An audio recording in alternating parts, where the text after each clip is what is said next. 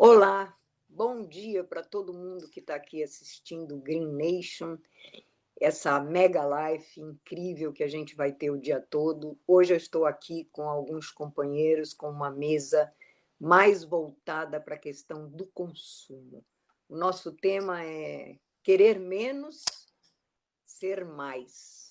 Muitas coisas a pensar sobre isso. Nós estamos aqui com o Hélio, que é um grande companheiro de trajetória da minha vida, que começou o Acatu, o Instituto Acatu de Consumo Consciente lá atrás.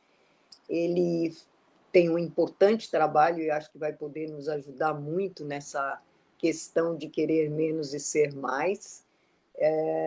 Nós temos também o Pedro Artung, ele é do Alana, de 2 programas, o programa Criança e Consumo e o programa Criança Prioridade Absoluta, que vai falar sobre o consumo infantil, sobre a publicidade infantil, sobre como essas coisas se articulam, e o André, que vai falar sobre um segmento importantíssimo, que é a moda, né?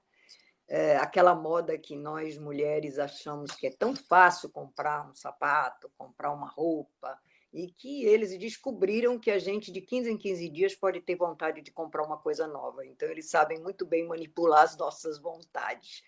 E agora, como é que ficamos? Se a gente ficou todo mundo em casa, como eu tenho brincado ultimamente, a gente só precisa comprar roupa daqui para cima, porque daqui para baixo ninguém está nos vendo, né? E a gente vai ter que repensar o consumo não só por causa do dinheiro, que todo mundo vai ter menos dinheiro, mas também por uma questão de que a gente percebeu um planeta que respirou, uma água que limpou, um ar que limpou, e nos fascinamos com imagens de animais ocupando seus espaços. E eu aqui na Floresta da Tijuca vendo muito mais passarinho, vendo muito mais tucano. Então, como vai ficar daqui para frente? Eu acho que essa é a questão dessa mesa. Como vai ficar para nós indivíduos e para as empresas? Essas empresas vão continuar percebendo a responsabilidade socioambiental que elas têm? De que maneira elas vão contribuir? Então, acho que essas questões são muito importantes. Eu tive, no início, uma coisa muito animada. Eu olhei e falei, não, essa pandemia vai revelar coisas que as pessoas não vão suportar ver reveladas, como, por exemplo, a nossa desigualdade, né? Isso é uma vergonha imensa, que eu acho que está escancarada para todos nós, e vai mudar. A sociedade vai mudar, vai perceber que tem que mudar, vai perceber que o planeta pede que a gente o trate bem, que a gente cuide dele, né? Só que uma das coisas que me estarreceu profundamente foi a imagem da abertura do primeiro shopping, que foi em Blumenau, e que a televisão mostrou as pessoas correndo, desesperadas para dentro do shopping. E aí eu comecei a pensar, não vai ser tão simples assim. E como será? Então, eu queria começar chamando vocês para falarem um pouquinho e contarem como é que vocês veem a coisa. Vamos começar pelo Hélio? Com prazer, Nádia. Muito obrigado pela introdução. Um prazer estar aqui com você, Nádia, com os companheiros Pedro e André, nesse Green Nation.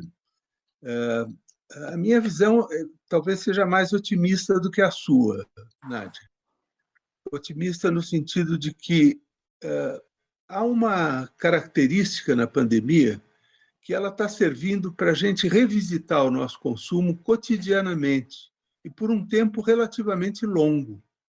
Isto é, se há um desconforto, vamos pegar um caso concreto, maneira de trabalhar. Estamos todos trabalhando em home office.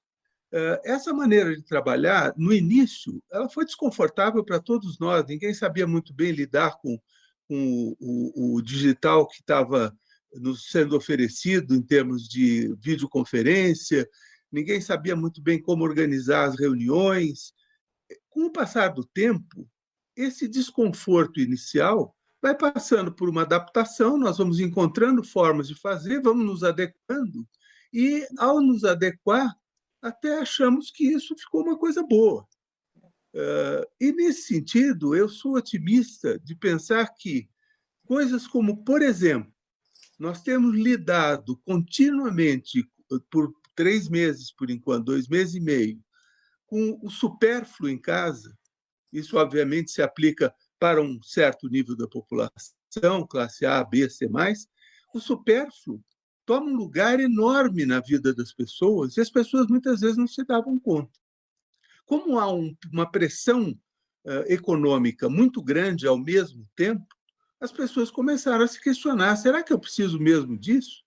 Eu me lembro até o Nizam Guanais escreveu um texto interessante sobre isso, não é, Nádia? Ele dizia: eu Um abro meu armário, publicitário, né? Um os publicitário forte publicitários, que sabe questionando isso. muito bem a dívida que tem com a sociedade, brincando com ele, mas ele olha o armário e diz: mas para que eu preciso disso tudo?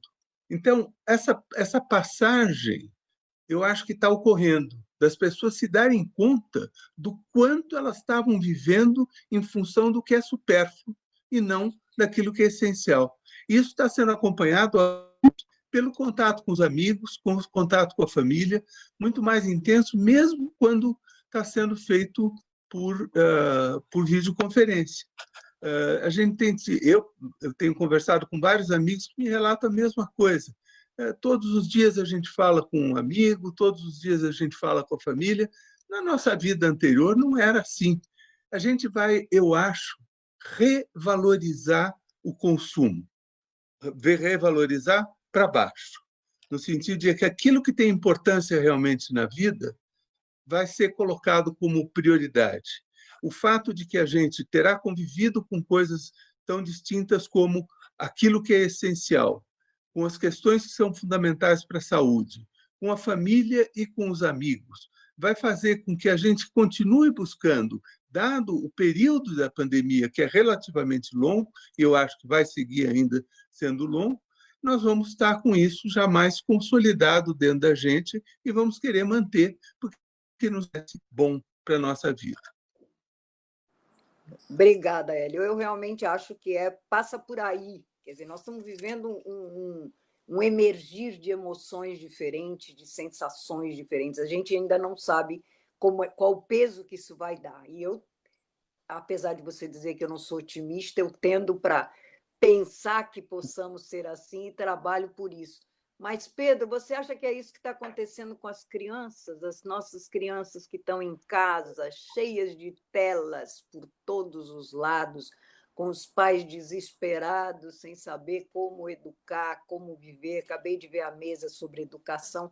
Quais são os desafios para essa questão tecnológica da criança em casa, da propaganda infantil? Como é que você vê isso? Olha, primeiro, obrigado, Nádia, por mediar essa mesa. Um alô para o Hélio e para o André. E eu já sou um otimista realista, né? Apesar de eu ver todas as potências que esse momento de reflexão, e na verdade reflexão, para a gente que tem muito privilégio da possibilidade de refletir, tem muita gente, como você bem falou, Nádia, vivendo em realidade sem acesso à água, sem acesso a itens básicos de higiene que impossibilitam uma vivência diferente durante essa pandemia.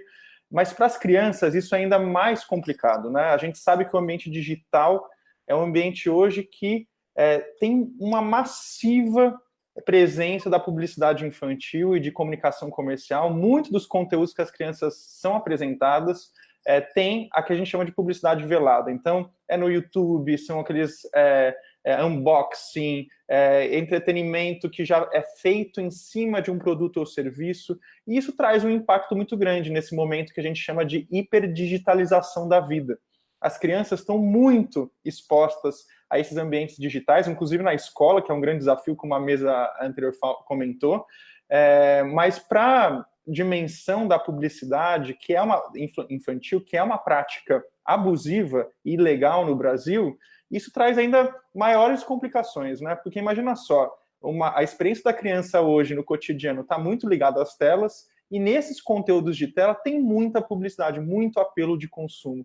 Então, o que essas crianças estão pensando com relação ao mundo nesse momento, né? O que essas famílias estão lidando? Infelizmente, a gente viu algumas pesquisas mostrando que subiu 7 vezes a demanda de brinquedos online. Então, o que mostra algo interessante, né? Que as famílias estão preocupadas em entreter as crianças, então esse mercado ele gera uma demanda maior, mas ao mesmo tempo um desconhecimento de que muitas vezes para a criança menos o brinquedo e mais a brincadeira, mais as estratégias que os pais podem desenvolver de passar o tempo com os filhos, com presença. Então, tem aí muita coisa para a gente pensar, para a gente discutir, digerir desse período todo, que é um período que não é fácil, não só no ambiente familiar, que as famílias estão pressionadas para lidar com as crianças, mas também no ambiente político, no ambiente social. A gente está vivenciando essas camadas, né, de desafios que se sobrepõem e tornam a realidade da criança também muito desafiadora. Sim. E, André, como é que fica a moda nesse contexto? Como é que você está vendo os desafios para o segmento fashion nesse momento, onde os shoppings estão paralisados, vão voltar com muitas restrições, o varejo está sendo atacado, e a consciência das pessoas, né? A gente já ouviu vários testemunhos de mulheres que abriram seus armários, começaram a reavaliar todas as compras que tinham, por que compravam tanto sapato, por que compravam tanta bolsa. Como é que você está vendo isso, André? Oi, pessoal, bom dia a todos. Espero que vocês estejam bem. Bom, eu sou publicitário de formação, trabalhei com moda durante muito tempo, trabalho um pouco ainda, mas hoje tenho dedicado o meu trabalho muito à consultoria, pesquisa, e a minha visão, né, que eu trago aqui para a mesa, a visão que eu trago aqui para a mesa, ela tem um pouco disso tudo. E eu vou representar aqui o pessimista da roda, né? Se a gente teve ali o otimista, mais ou menos, o otimista realista, e eu vou trazer uma visão talvez um pouco mais pessimista, depois vocês vão entender aonde que eu quero chegar. Eu também comecei a quarentena talvez com uma visão que hoje eu analiso como romântica, né? Como a Nádia falou, achando que a gente ia, né, renascer numa era de aquário, onde tudo ia ser diferente, a gente ia viver na luz, no amor, que passado esse tempo todo mundo ia encontrar Jesus e que todo mundo ia ser diferente, os hábitos, o comportamento, né, ia se mudar completamente. E aí eu também me deparei com essa imagem do shopping, né, reabrindo, né, e isso aconteceu não só aqui no Brasil, como em várias cidades, né, na China, agora recentemente na Europa, e as pessoas indo, né, muito ali, né, atrás disso, atrás do consumo. E aí eu refleti muito, né, sobre isso, venho refletindo muito sobre isso, e uma das conclusões que eu cheguei é que, assim, de que não existe todo mundo, né, de que a gente não pode generalizar.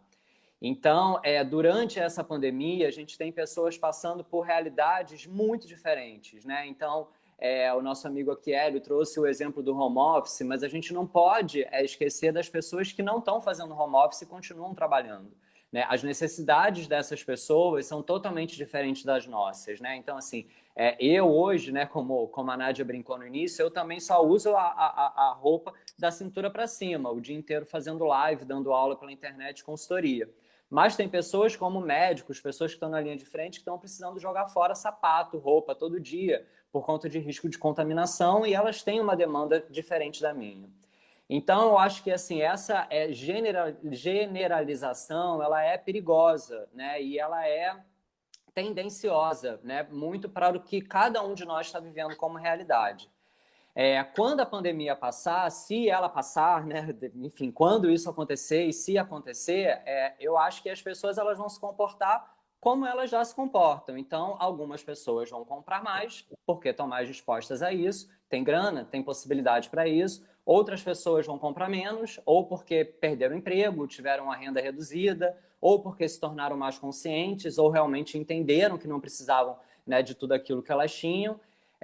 E eu hoje vejo, né, esse cenário Covid, né, muito mais do que um grande transformador, né, ou uma máquina do tempo, né, mas como um grande acelerador, né, assim, talvez uma cadeira de choque que tenha colocado cada um numa posição de radicalizar aquilo que já vinha vivendo, já vinha sentindo, né, obviamente, né, com todas as transformações que são inerentes ao nosso dia a dia.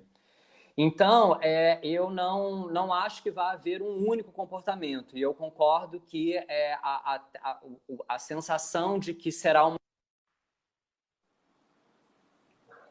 André, aconteceu alguma coisa com o seu fone? Peraí. Volta. Perdão, gente. Perdão, me ligaram aqui.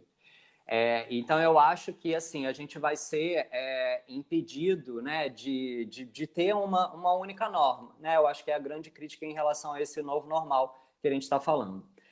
Quando a gente olha especificamente para o varejo, né, para a moda, para o comércio, a situação ela é bem mais complicada, né, e o buraco é muito mais a fundo. Porque teve uma postagem outro dia maravilhosa de alguém, provavelmente parecido com essa do Nizam que vocês trouxeram, que uma pessoa disse assim, o comércio precisa reabrir logo, porque senão as pessoas vão perceber que elas não precisam de 80% das coisas que elas têm. Isso caiu como uma ficha para muita gente. Só que nessa fala, né, tem duas coisas que precisam ser muito consideradas. Né? Uma, que as nossas necessidades de hoje, elas são diferentes das necessidades do passado e desse futuro que a gente não sabe como vai ser. Então, hoje a gente não precisa comprar sapato, mas eu não sei, sei lá, daqui para frente o que vai acontecer. Então, a gente não pode também tomar como referência o momento que a gente está vivendo agora, porque por mais longo que ele possa parecer, ele vai ter ondas, provavelmente ondas de reabertura, das pessoas saírem, voltarem para cá, para as casas, e os hábitos de comportamento eles vão variar muito dependendo disso. E a outra coisa, que é a última coisa que eu quero trazer aqui para encerrar minha fala, é que assim, nos darmos conta de que a gente não precisa, né, de 80% do que a gente compra, significa quebrar, né, a grosso modo, 80% das indústrias, das coisas que existem. Né? O que geraria, né, muitos impactos, né, relacionados a trabalho, enfim, economia, né, uma série de coisas. Então, o momento ele é muito paradoxal e por isso que eu acredito que é um momento pessimista. De alguma forma, ser pessimista em relação ao futuro tem me fazido refletir muito sobre o presente, sobre o que eu preciso fazer hoje para viver com essa situação que eu tenho hoje na minha vida. Mas eu acho que os desafios eles são muitos e eu acho que a gente está começando a vivê-los. Né? Com também, mais uma vez, uma visão romântica de que a gente já está no pico ou na metade, ou eu já vi notícias falando da vida pós-pandemia, como está o transporte pós-pandemia. Né? A sensação que eu tenho é que a gente ainda nem começou a viver o que a gente vai viver. Acho que ainda vem muita coisa pela frente. Então, Obrigada. é isso. Obrigada, André. Eu acho que você traz essa complexidade, né? A gente escutou tanto o Edgar Morin falar em complexidade, mas não tínhamos a ideia de que nós poderíamos viver um momento como esse na nossa vida. Eu, inclusive, digo assim que a minha juventude foi roubada pela ditadura, agora ela está sendo roubada por um pandemônio no sentido da pandemia e das coisas que estão acontecendo nesse país. Né? Então, nem a minha velhice vão deixar em paz.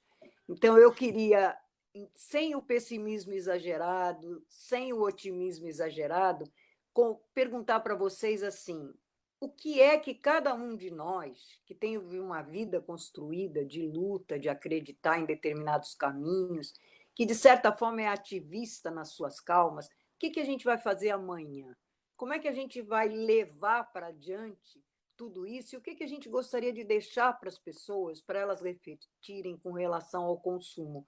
Acho que essa é a mensagem que a mesa pode deixar para cada um de nós. Eu, pessoalmente, acho que o consumo é uma coisa que a gente vai precisar mastigar, deglutir, que está mudando em todas as áreas de consumo, né, na realidade, inclusive com o próprio entretenimento, porque quando a gente pensa que o shopping não está funcionando a cultura, não está funcionando o teatro, não está funcionando o cinema. Então, são coisas muito importantes que vão se completando como conhecimento. Outro dia eu vi um vídeo dos caras dançando rave na Alemanha dentro do carro. Então, são modelos de comportamento que estão mudando tudo. Né? E a gente não sabe como vai ficar lá na frente. Mas o que poderiam ser os valores? nós temos só 5 minutos para encerrar a nossa sala. Então, é realmente assim, uma mensagem importante de cada um de vocês para quem está nos assistindo. Até para as empresas. Vou pegar... Vai, Pedro. Vai, Pedro. Vou pegar o gancho das empresas, porque para nós é muito importante que as empresas possam assumir uma responsabilidade ética com relação às crianças e às famílias e não explorar comercialmente a criança por meio de publicidade infantil ou de outras estratégias, inclusive no ambiente digital. Então, o que a gente espera é que as empresas possam assumir essa responsabilidade e não culpabilizar somente pais e mães dessa tarefa que é muito difícil cuidar de uma criança. E se a gente quer falar de consumo, de futuro, começa agora, no presente, como o André comentou, a mudança. E a criança é no agora. A criança é um ser de presente e de futuro. Só que esse futuro só vai ser futuro sustentável se é agora, no presente, a gente puder educar a criança de uma maneira sistêmica, como você falou, Nádia, e também as empresas assumindo a responsabilidade de não fazer publicidade e redirecionar toda a publicidade que hoje é feita para a criança para os pais e mães, os verdadeiros responsáveis. Esse é o nosso pedido, esse é um pedido de valor ético, né, para a gente reconstruir uma sociedade que, infelizmente, hoje ensina desde criança que é preciso ter alguma coisa para ser alguma coisa. E o nome da mesa é maravilhoso, eu só queria ressaltar isso, que querer menos, ser mais. A gente tem que realmente querer, porque nós somos seres desejantes, mas querer mais democracia, querer menos racismo, querer uma sociedade melhor, e ser isso também, né? Esse título é muito bom. Vamos ser menos racista, ser antirracista, vamos ser mais democrático, mais tolerante e encontrar na criança esses valores desde cedo também desenvolvidos. Hélio. Sua mensagem rápida, final, que nós estamos no uma mensagem só, eu diria o seguinte, o que eu vou fazer? Eu vou continuar focando em educação de crianças e jovens. A grande área para se fazer a mudança do modelo de consumo são as crianças e jovens. Os jovens já estão mostrando o que vieram. Começaram a mostrar em resultados de pesquisa que eles vão consumir diferente, e principalmente no tópico que estávamos se discutindo agora sobre as empresas, os jovens vão exigir das empresas coisas diferentes do que a geração passada exigiu. Vão ver as empresas, e não é por outra razão que as empresas estão se declarando nessa direção, como agentes sociais e ambientais, e não apenas como agentes de produção. Agora, é preciso educar a criança e o jovem. A Base Curricular Nacional, que foi aprovada em dezembro de 2017, dá diretrizes nessa direção, mas isso não está implantado na sociedade brasileira. Então, acho que é importante o que o Pedro disse, no sentido de não haver publicidade para as crianças. Acho importante também que, ao lado disso, as escolas sejam instadas a incluir no seu currículo, nas várias disciplinas do seu currículo, a educação para um consumo consciente, um consumo que olhe para os seus impactos e busque o melhor impacto possível, o melhor impacto ambiental, o melhor impacto social, o melhor impacto econômico. A gente volta para a educação, né? Que maravilha se a gente tivesse uma escola que ensinasse o consumo consciente, que lutasse contra o racismo, que levasse a nossa história da escravidão, dos indígenas, de tudo isso. André, olha, Nádia, deixa eu só dizer isso. No Acatu, nós temos um programa chamado Educatu, tem 4.500 escolas que estão adotando a nossa plataforma para falar sobre educação e consumo consciente. Eu conheço. Agora, eu queria chamar a atenção que vocês podem entrar no Acatu, fala aí o www.acatu.com.br, .org.br. E no Alana, que tem esses 2 programas da criança e consumo e tal, e tem várias pais, professores trabalhando com relação ao consumo infantil. André, suas palavras finais. Bom, pessoal, eu me sinto super contemplado aqui com as falas dos meus colegas. Acho que, enfim, é isso. Se eu pudesse resumir a minha mensagem, é só pensem no presente, vamos pensar o que a gente precisa fazer hoje. Eu estou promovendo várias conversas nesse sentido no meu Instagram, @carvalhando. Então, quem tiver a oportunidade, quiser me acessar, perguntar, contribuir, enfim, eu estou lá para a gente continuar essa conversa aqui. Muito bem, gente. Eu sou a Nádia Rebouças, adorei estar nessa mesa. Deixo essa mensagem muito importante para vocês, que é o título dessa mesa, que é Querer Menos. É a única forma que vai nos levar a ser mais. E acreditando que esse tempo de isolamento foi uma experiência que nos fez ser mais, nos conhecer mais, e que isso pode trazer um mundo diferente ali pela frente, com tantos exemplos incríveis que a gente está vendo. E acreditando nos jovens, né? Os jovens nos Estados Unidos, esses dias, têm me feito emocionar. E eu acho que aqui também a gente precisa acreditar que nós seremos capazes de construir um mundo onde vale a pena viver. Só isso, né? Onde não vale a pena nada a não ser viver e deixar todas as formas de vida viverem. Agradeço demais. Eu estou nas redes sociais, Nádia Rebouças, bastante conhecida, trabalho com comunicação, porque acredito que a comunicação é educação e pode transformar. Obrigada a vocês todos e espero que a gente tenha sido útil para alguma coisa. Namastê. Namastê.